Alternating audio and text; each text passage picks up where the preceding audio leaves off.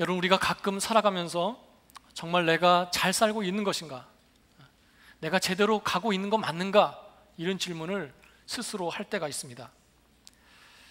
살아갈 날이 앞으로 갈 길이 많이 남겨져 있는데 마음은 분주한데 뭔가 확실치 않음, 뭔가 불확실함 속에 가야 되는 그런 답답함을 가지고 갈 때가 있더라는 것입니다. 무엇보다도요, 지금 이 시점에서 하나님께서 나에게 무엇을 원하시는가, 내가 무엇을 하기를 원하시는가, 그 음성을 듣고 싶은데 확신하지 못하고 그저 막연함으로 가게 될 때 그때가 참 지치는 것 같습니다. 그리고 그것이 오래되면 무뎌지고 또 의욕을 잃어버리는 모습을 우리가 보게 되더라는 것입니다. 여러분, 그런데요, 지금 이스라엘 백성이 그랬던 것 같습니다. 앞서 2번의 전쟁을 했어요. 여러분, 여리고 전쟁 얼마나 대단했습니까? 그 큰 여리고, 그 견고한 여리고가요, 함성을 한 번 지름으로 인해서 무너졌습니다. 사람의 노력이 철저하게 배제된 오로지 하나님의 전적인 주권으로 승리할 수 있었어요.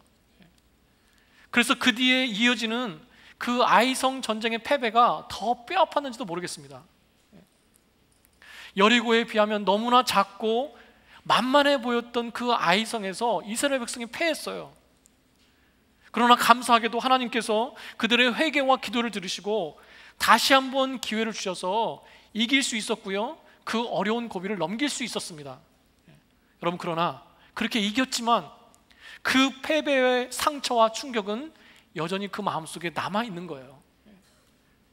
다 여리고 전쟁 같은 줄 알았는데 이제는 정말 피 흘리고 죽고 패하는 그런 전쟁이라는 것을 백성들이 실감하기 시작했습니다. 그리고 이제 수십 번 싸움 중에 겨우 2번 싸운 거예요. 2번. 앞으로 갈 길이 너무 먼 겁니다. 그러면서 정말 우리가 잘할 수 있을까? 내가 살아남을 수 있을까? 또 실패하면 어떻게 하나? 혹시 또 놓치고 있는 것은 없나? 바로 그런 염려와 두려움이 그들 속에 있었다는 것입니다.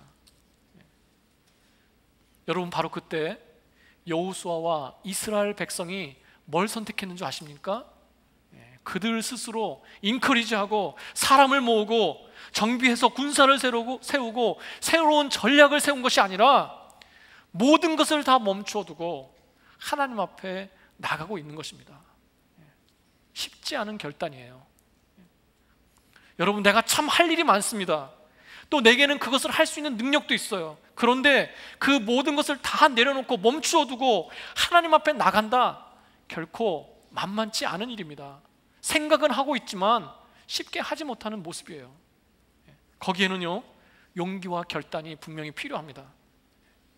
내가 하나님 앞에서 이것을 해결하지 않고는 한 걸음도 떼지 않겠습니다 라고 하는 그런 결단과 의지가 있어야 된다는 것입니다.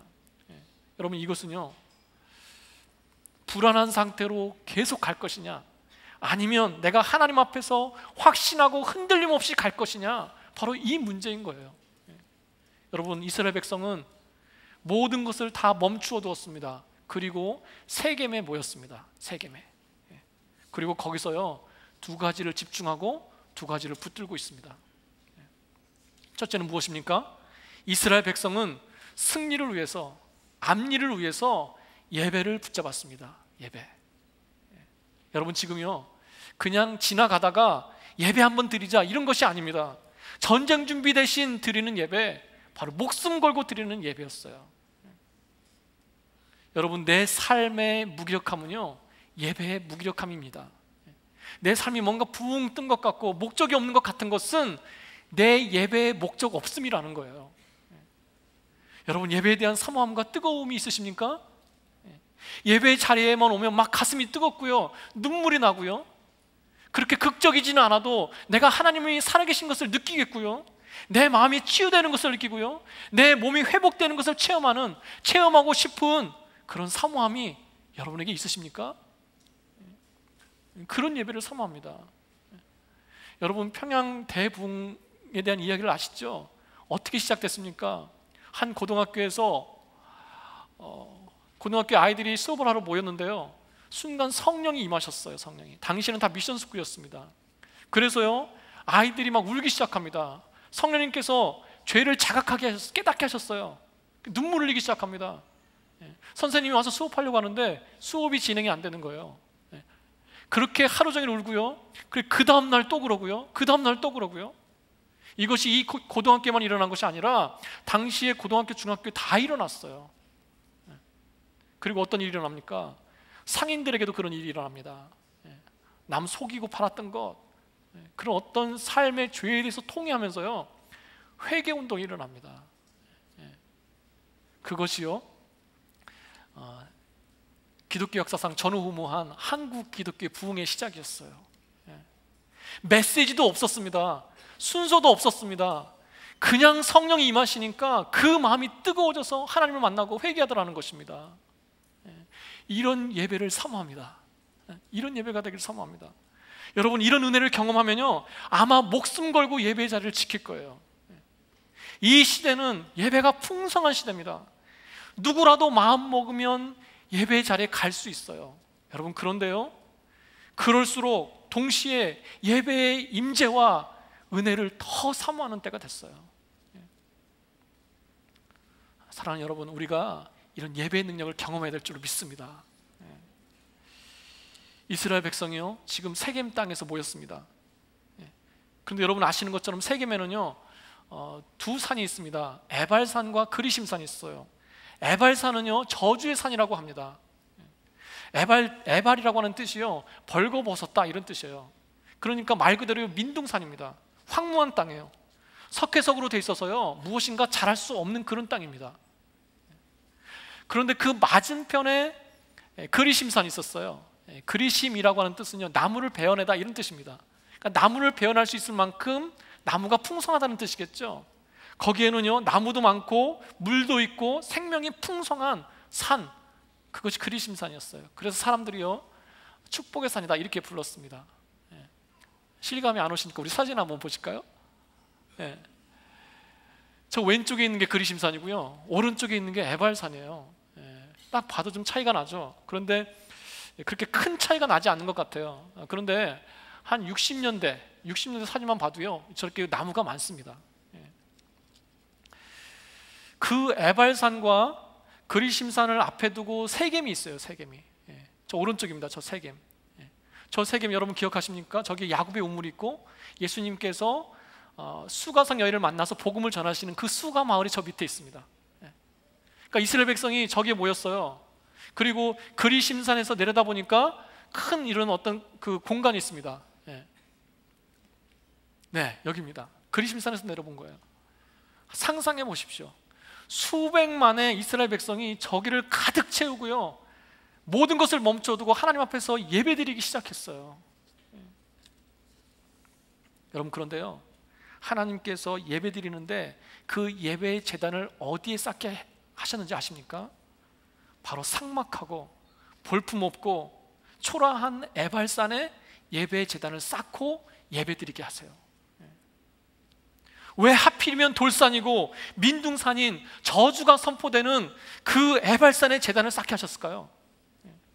나무가 있고 풍성하고 좀 생명력 있는 그리심산에 단을 쌓으면 더 좋지 않겠습니까?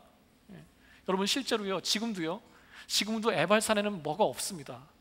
그런데 그리심산에 가면요, 사마리아 사람들이 세운 회당이 아직도 있어요. 지금도요, 사마리아 사람들은 6월절이 되면 바로 6월절 제사를 그리심산에 올라가서 드립니다. 양을 잡고. 여러분, 누구나 축복의 장소가 좋지 않겠습니까? 누구나 그리심산에 가고 싶지 않겠어요? 그런데 왜 하나님께서 굳이 그리심산이 아닌 저주의 산 에발산에 제단을 쌓고 예배를 드리게 하시냐는 거예요. 여러분, 여기에는요, 참 기가 막힌 하나님의 은혜가 있습니다. 여러분, 우리 인생은 결국 에발산 아닙니까? 에발산. 그리심산이고 싶어 하지만, 항상 거기에 머물고 싶어 하지만, 또 그것이 목표지만, 하나님 없는 내 인생은 결국 마르고 곰핍한 에발산 같은 존재라는 거예요. 여러분, 나라고 하는 존재 에발산 아닙니까? 에발산. 실패하고 아무것도 내세울 수 없고, 때로는 무기력하고 초라한 산, 돌짝밭 같은 산, 누구도 신경 쓰지 않는 그런 민둥산, 바로 그런 존재가 나라고 하는 것입니다. 여러분, 하나님께서는요 그걸 아셨다는 거예요.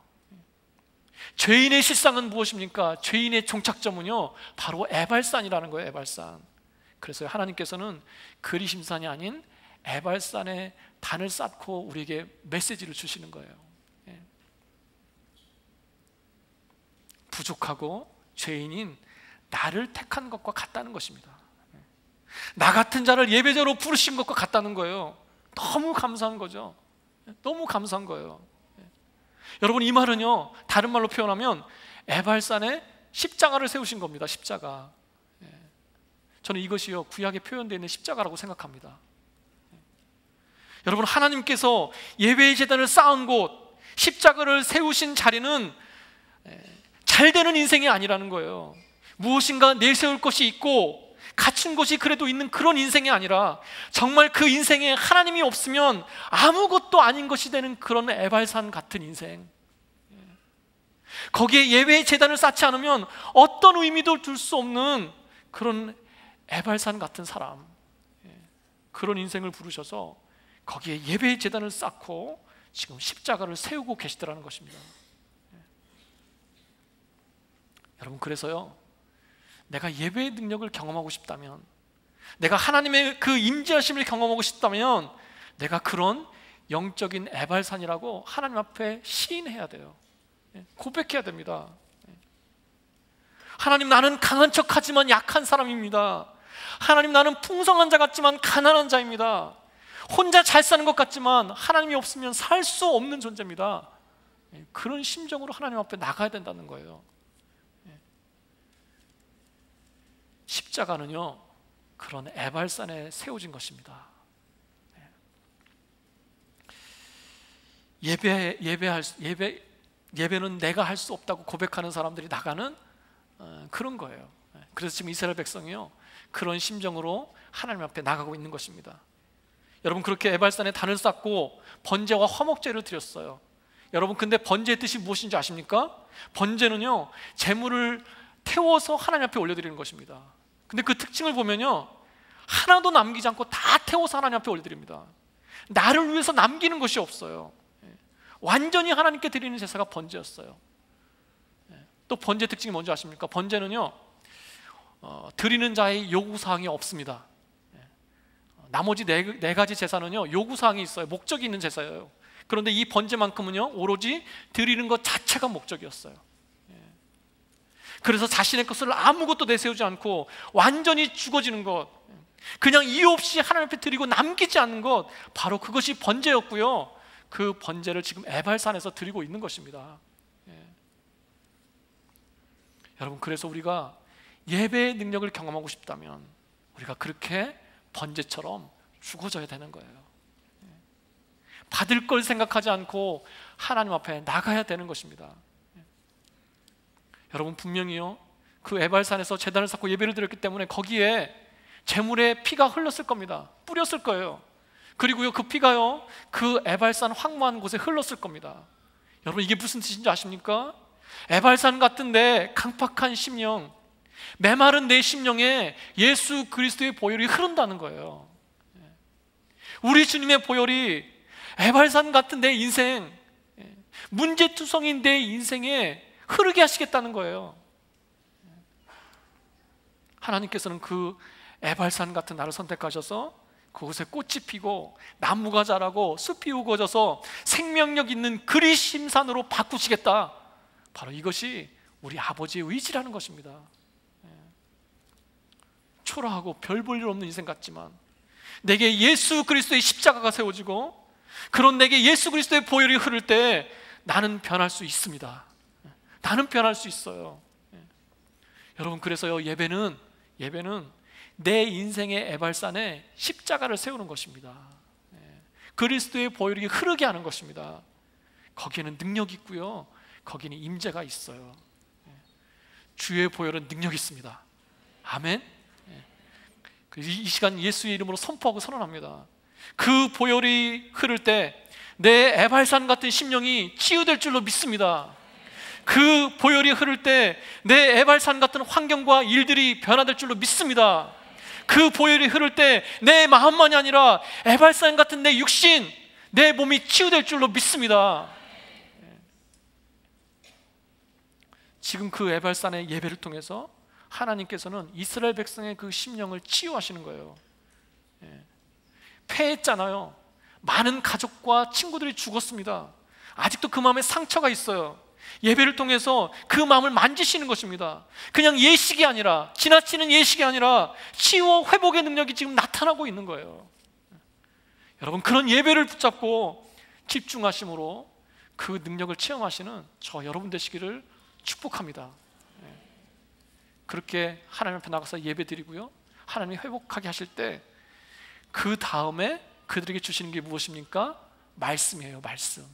두 번째입니다. 이스라엘 백성이 모든 것을 멈추어 두고 세겜에서 집중하고 붙들고 있는 것, 바로 말씀이에요. 말씀. 백성의 절반은요 그리심산 앞에 세우고요, 나머지 절반은 에발산 앞에 세웠어요.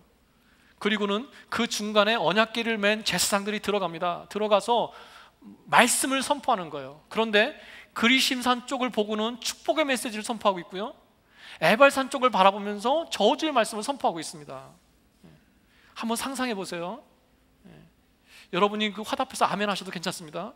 그리심산 쪽에 서 있는 사람에게 축복의 메시지를 전합니다. 말씀에 순종하면 모든 민족 위에 뛰어나게 하실 것입니다. 이렇게 선언하면요, 그리심산 쪽에 있는 그 지파들이 아멘 이렇게 화답했다는 거예요. 아멘. 들어와도 복을 받고 나가도 복을 받을 것입니다. 아멘.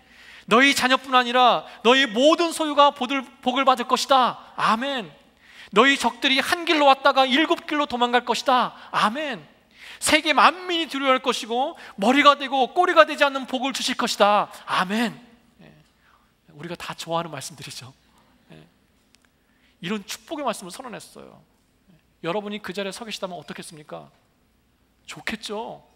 기분이 좋고요, 나에게 그런 말씀이 임하는 것 같고 막 축복이 나에게 막 임하는 것 같은 그런 느낌이 들 거예요. 여러분, 그런데 반대로 에발산 쪽에 서 있는 사람들에게 저주의 말씀을 선포합니다. 어떻게 선포합니까? 우상 숭배하는 자는 저주를 받을 것이다. 아멘. 좀 적으시네요. 부모를 공경하지 않는 자는 저주를 받을 것이다. 아멘. 근친 상간하는 자는 저주를 받을 것이다. 아멘. 이웃을 암살하는 자는 저주를 받을 것이다. 아멘. 뇌물을 받고 죄 없는 자를 죽이는 자는 저주를 받을 것이다. 아멘. 다 맞는 말씀인데 내가 그것을 듣고 있으면요 좀 기분이 별로 좋지가 않아요. 꼭 나보고 그러지 말라는 것 같고요, 내가 그럴 것 같아서 저런 얘기를 하나? 이런 생각이 든다는 거죠. 여러분, 이왕이면 어디 서고 싶으십니까? 축복의 말씀이 선포되는 그리심산 앞에 서고 싶으시죠? 누가 저주가 선포되는 자리가 좋겠습니까? 이왕이면 쓴 말씀보다는 단 말씀이 좋지 않겠습니까? 그런데 왜 하나님께서는 굳이 이렇게 사람을 나누시면서까지 축복과 저주의 말씀을 구분해서 주시냐고요. 여러분, 이유는 명확합니다. 차별을 두시는 것이 아니라 오히려 저주의 말씀도 축복의 말씀과 똑같은 비중으로 전하고 계시는 거예요. 무슨 뜻입니까? 축복의 말씀도 나의 말씀이고 저주의 말씀도 나의 말씀이라는 거예요. 축복된 말씀만 나를 살리는 것이 아니라 저주의 말씀도 나를 살린다는 것입니다. 여러분, 어떨 때는 오히려요, 내 귀에 단 말씀보다는 이상하게 그 말씀을 들으면 내 마음이 찔리고요, 마음이 힘들고요, 거슬리는 말씀이 있어요. 뒤돌아보면요, 그 말씀이 나에게 정말 필요했던 말씀이었어요. 여러분, 나에게 주신 그 모든 말씀이 하나님 말씀이고 나에게 필요한 그 모든 말씀, 나에게 필요한 말씀이라고 고백하는 것, 하나님께서는 그걸 원하시는 것입니다. 내가 걸러서 듣고 걸러서 순종하는 것이 아니라 그것이 다 나의 말씀으로 받아들이는 태도, 그리고 순종하는 모습, 바로 그것을 하나님께서는 이스라엘 백성에게, 그리고 지금 우리에게 원하시고 계시는 것입니다. 여러분, 재미있는 것은요, 축복의 말씀이 선포되는 그 자리, 그리심산 앞에 섰던 지파들을 보면요, 레아와 라헬의 지파들이었어요. 그 아들들의 지파들이었습니다. 근데 반면에요, 저주가 선포되는 에발산 앞에 섰던 지파들을 보면요, 그 빌하와 실바, 그러니까 몸종들에게서 난 아들들의 지파였어요. 그러니까 누가 봐도요 딱 구분이 됩니다. 마치 차별하는 것 같아요. 저주의 말씀을 듣는 것만도 사실은 마음이 편하지 않는데 분위기를 보니까요 꼭 차별하는 것 같아요. 억울하고 속상하지 않겠습니까? 더구나요, 나중에 여호수아가 가나안 땅을 분배하는데 남쪽에 그 좋은 땅들 있죠, 기름진 땅들 있죠, 바로 그리심산 앞에 섰던 지파들에게 다 나눠줍니다. 반대로요, 별로 쓸모없어 보이고 소외되고 그 변방인 땅들 있죠, 이 땅들을 바로 에발산 앞에 섰던 지파들에게 줘요. 이 정도 되면 정말 차별하는 게 확실합니다. 억울하고 화가 나지 않겠습니까? 똑같이 피 흘리면서 싸워서 얻은 땅인데 누가 에발산 앞에 서고 싶겠어요? 나도 그리심산 앞에 서고 싶고 좋은 땅을 얻고 싶은 것, 그것이 우리 아닙니까? 그것이. 여러분, 근데 그거 아십니까? 예수님께서 복음을 전하시면서 사역하신 곳이요, 바로 이 에발산 앞에 섰던 지파들의 땅이었어요. 갈릴리와, 주로 복음을 전하신 지역이 이 갈릴리와 갈릴리 북쪽이었습니다. 그 주옥 같은 산상수훈, 그 놀라운 천국 비유들 다 이런 지역에서 말씀을 전하신 거예요. 수많은 기적과 이적들 다 이런 지역에서 행하셨습니다. 오히려 그들이요 저주를 받은 것이 아니라 특별한 은혜를 받았어요. 여러분, 말씀은요 동일한 것입니다. 말씀은 동일한 것입니다. 차이가 있다면 받아들임의 차이예요. 축복의 말씀이든 저주의 말씀이든 그것을 나의 말씀으로 받아들이는가, 바로 그 차이라는 것입니다. 여러분, 모든 것을 나의 말씀으로 받아들이고 믿음으로 나가는 저 여러분 되시기를 축복합니다. 제가 설교 준비를 할 때마다 그런 기도를 많이 합니다. 하나님, 하나님의 음성을 좀 들려주십시오. 무엇을 말씀하길 원하십니까? 저에게 음성을 좀 주시고 또 그것을 확인할 수 있는 좀 간증을 좀 주십시오. 이런 기도를 많이 합니다.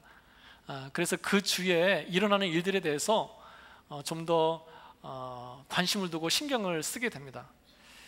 지난 금요일에요, 제가 말씀을 붙들고 씨름하고 있는데 갑자기 한 분이 집을 찾아오셨어요.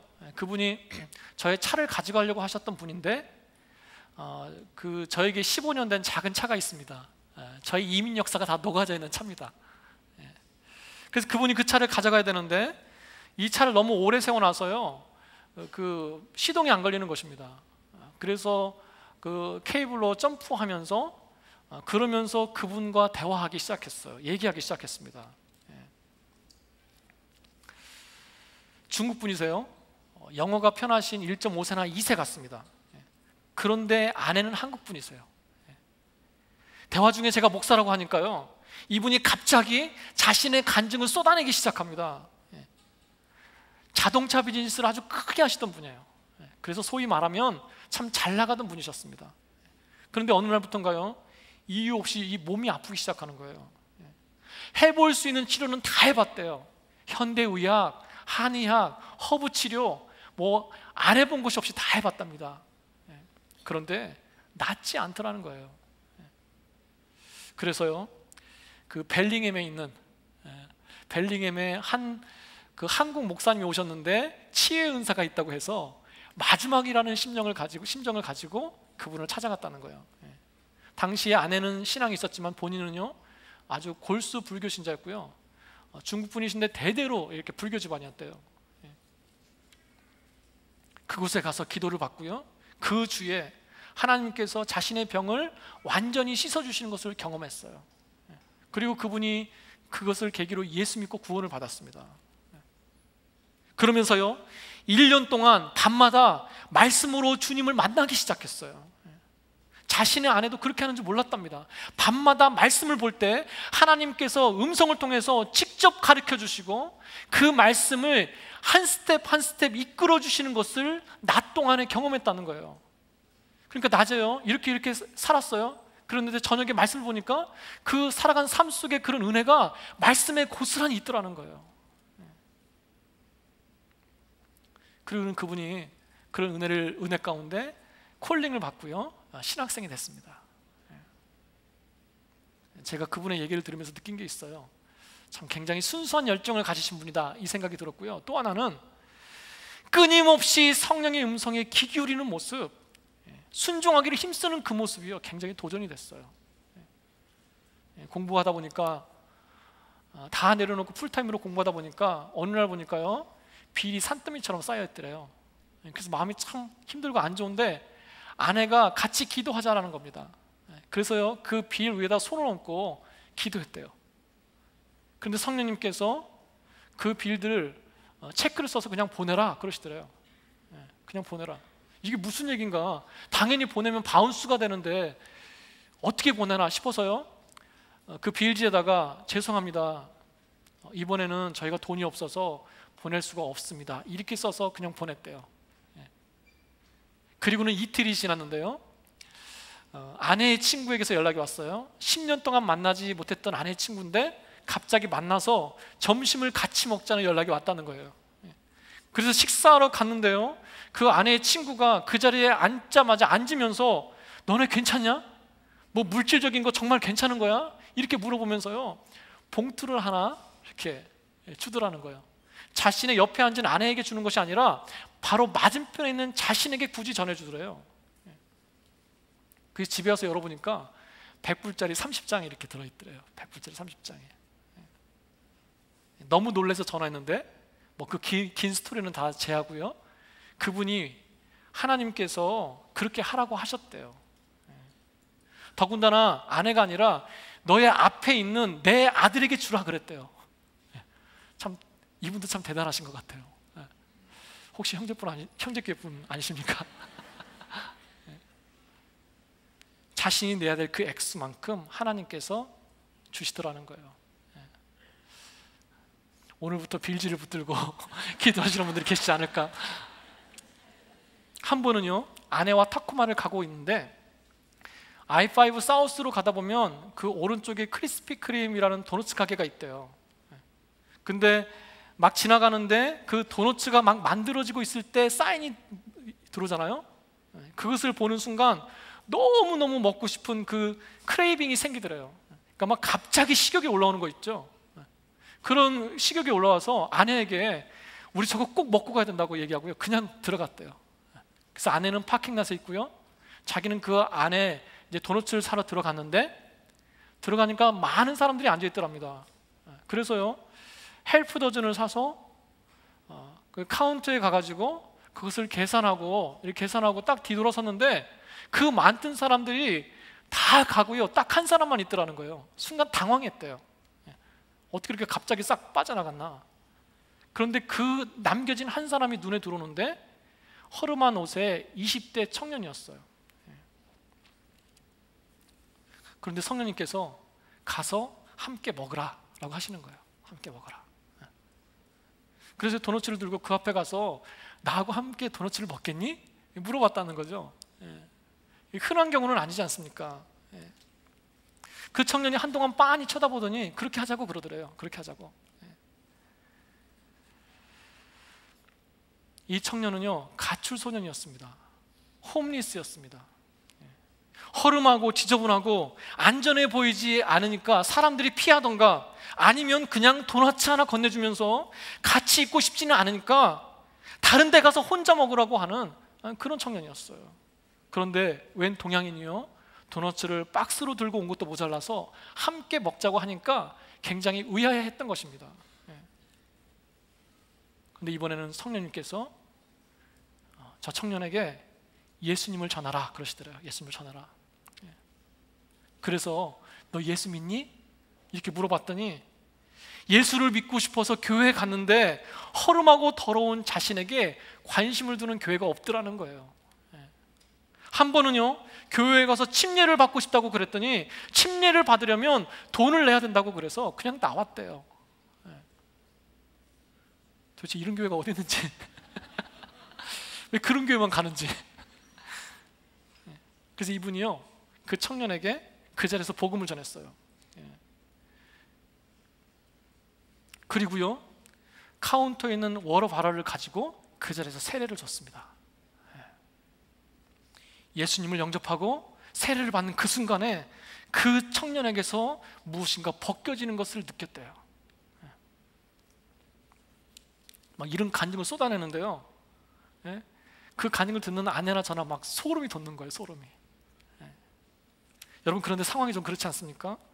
이름도 몰랐고 얼굴도 몰랐던 분이 갑자기 집에 찾아와서 자동차 때문에 왔는데 시동은 안 걸리고, 그러다가 갑자기 자기의 테스티모니를 막 쏟아놓고, 그런데 결국은 자동차는 못 고치고 갑자기 그냥 갔어요. 무슨 폭풍이 지나간 것 같습니다. 이게 무슨 황당한 경우입니까? 여러분, 도대체 이분은 차를 가지러 오신 걸까요? 간증을 하시러 오신 걸까요? 이것이 헷갈리면 안 됩니다. 그 폭풍 같은 만남 속에서 저에게 주신 분명한 메시지가 하나 있었어요. 하나님의 음성을 듣고 움직이는 자, 성령의 음성에 민감한 자, 그 음성을 듣기를 사모하고 순종하는 자, 바로 그것이 메시지였어요. 메시지. 그리고요, 저도 그러고 싶은 사모함이 막 생겼습니다. 여러분, 지금 이스라엘 백성은요, 하나님의 음성을 듣고 가겠다는 거예요. 음성을 듣고 가지 않았다가 대패했어요. 이제는 다시는 음성 듣지 않고 움직이는 그 실수를 반복하지 않겠다는 것입니다. 그래서요, 한 사람도 빼놓지 않고 다 말씀 앞에 섭니다. 오늘 말씀을 보니까요, 당시에 계수하지 않았던, 인구를 계수할 때 넣지 않았던 여자들과 아이들도 그 말씀 앞에 섰다고 그랬어요. 심지어 말씀을 보니까 그 가운데 있었던 이방인들까지도 말씀의 자리에 섰대요. 이방인이요, 이방인. 구약인데. 여러분, 하나님의 음성을 내가 꼭 듣고 가겠다라고 하는 그 백성들의 의지가 느껴지지 않습니까? 내가 한 사람도 놓치지 않고 내 음성을 다 들려주겠다라고 하는 그 아버지 하나님의 의지가 느껴지지 않으십니까? 그 일이 있은 이후에요, 이스라엘 백성이 계속 싸워나가면서 순간순간 그 말씀들을 기억했을 거예요. 매 상황마다 그 말씀을 붙들었을 겁니다. 그리고 그 말씀의 힘, 그 순종의 힘으로요, 그 위험하고 고달팠던 7년의 삶을 이겨내요.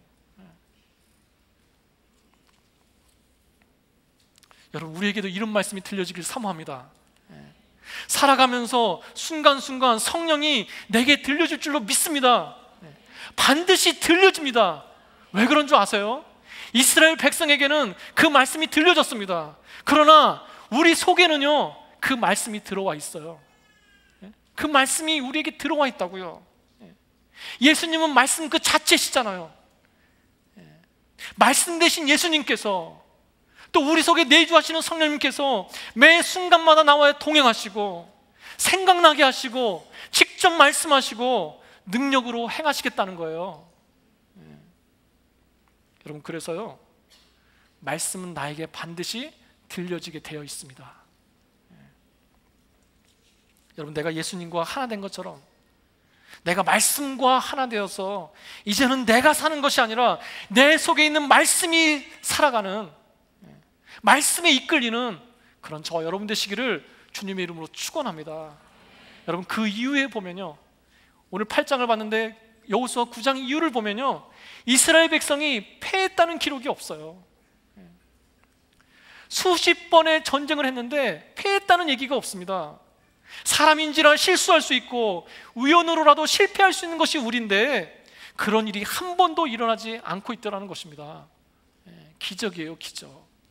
하나님의 역사입니다. 사랑하는 여러분, 예배와 말씀 단순합니다. 수없이 들어왔습니다. 너무나 익숙합니다. 여러분, 그러나 강력한 힘입니다. 강력한 거예요. 결코 놓을 수 없는 것입니다. 내 삶 속에 멈추어 서서 힘들고 어려울 때마다 그 예배에 집중하고 말씀을 생명같이 여기면서 말씀을 붙잡을 때 하나님께서 실패하지 않는 그런 은혜를 우리 가운데 주실 줄로 믿습니다. 그런 저 여러분들 되시기를 주님의 이름으로 축원합니다. 아멘. 우리 시간 한번 기도하겠습니다. 우리 한번 간절히 그냥 기도하니까 하는 것이 아니라 내 고백으로 좀 기도했으면 좋겠어요. 하나님, 내가 에발산입니다. 내가 돌짝밭입니다. 하나님, 나 같은 것에게 십자가를 세워주시니 감사합니다.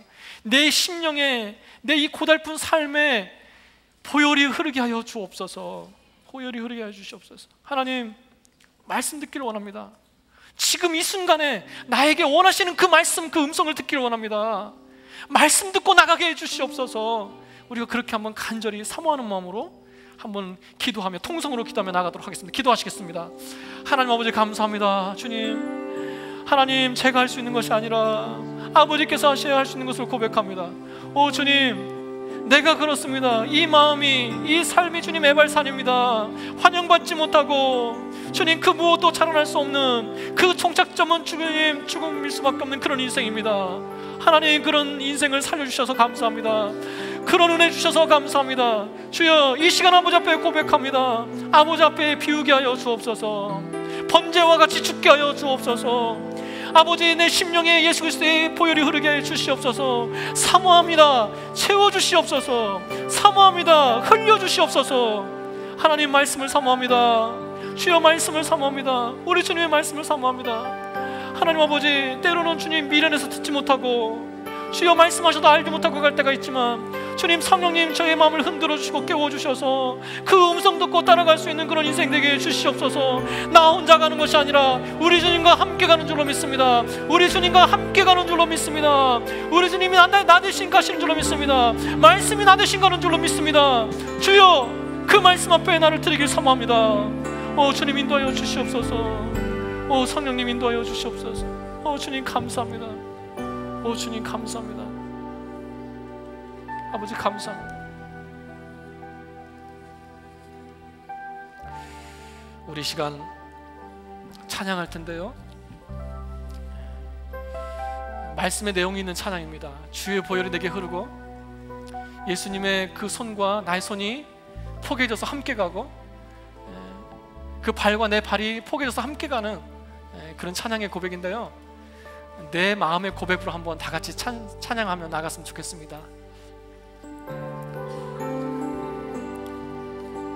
주보혈 나를 정케하고, 주보혈 날 정결케 하고, 주보혈 나를 자유케 하니, 주보혈 날 자유케 하니, 주 앞에 나 예배하는 이 시간, 주 앞에 나 예배하는 이 시간, 나의 모든 것을 주께 드리네. 아멘. 주의 손 날 위에 찍히셨고, 날 위에 찍히셨고, 주의 발 날 위에 박히셨으니, 이제는 내가 사는 것이 아니요 오직 주를 위해 사는 것이라, 위해 사는 것이라. 아멘. 주의 손에 나의 손을 포개고, 주의 손에 나의 손을 포개고, 또 주의 발에 나의 발을 포개요. 나 주와 함께 죽고 또 주와 함께 살리라. 영원토록 주 위에 살리라. 아멘. 주의 손에 나의 손을 포개고, 또 주의 발에 나의 발을 포개요. 나 주와 함께 죽고 또 주와 함께 살리라. 영원토록 주 위에 살리라. 주 위에 살리라. 주의 보혈, 우리 그 자리에 다 일어나서 찬양하시겠습니다. 주 보혈 날 정결케 하고. 아멘. 주님 그렇습니다. 주 보혈 날 자유케 하니 주 앞에 나 예배하는 이 시간 나의 모든 것을 주께 드리네. 아멘. 주님 주의 손 날 위에 지키셨고 주의 발 날 위에 박히셨으니 이제는 내가 사는 것이 아니요 오직 주를 위해 사는 것이라. 아멘. 주의 손에 나의 손을 포개고 주의 손에 나의 손을 포개고 또 주의 발에 나의 발을 포개요. 나 주와 함께 죽고 또 주와 함께 살리라. 영원토록 주 위에 살리라. 주의 손에 나의 손을 포개고 또 주의 발에 나의 발을 포개요. 나 주와 함께 죽고 또 주와 함께 살리라. 영원토록 주 위에 살리. 주의 손에 나의 손을 포개고 주의 손에 나의 손을 포개고 주의 발에 나의 발을 포개요. 나 주와 함께 죽고 또 주와 함께 살리라. 영원토록 주 위에 살리라. 주의 손에 나의 손을 포개고 또 주의 발에 나의 발을 포개요. 나 주와 함께 죽고 또 주와 함께 살리라. 영원토록 주. 우리 한 번 더 하겠습니다. 주의 손에 나의 손을 포개고 주의 손에 나의 손을 포개고 또 주의 발에 나의 발을 포개요. 나 주와 함께 죽고 또 주와 함께 살리라. 영원토록 주 위에 살리라. 주 위에 살리라.